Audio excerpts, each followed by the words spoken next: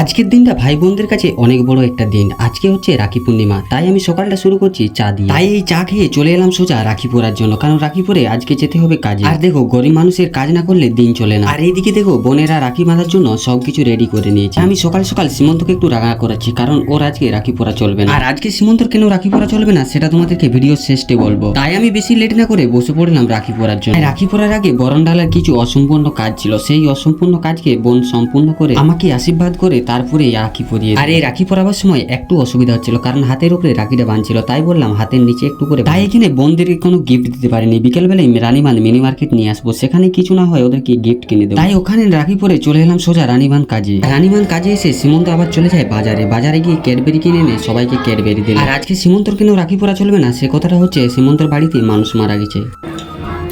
এখন ক্যাডবেরি এনে খাইলই ট্রিপলকে খাওয়ালি বল।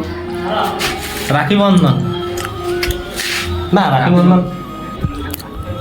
বন্ধন উপলক্ষে সবারই মিষ্টিমুখ করা দরকার। যদিও আমাকে আজকে রাখি বাঁধতে নাই, তা সত্ত্বেও সবাইকে মিষ্টিমুখ করালাম, যেহেতু এদেরকে নিয়ে আমার সংসার চলছে।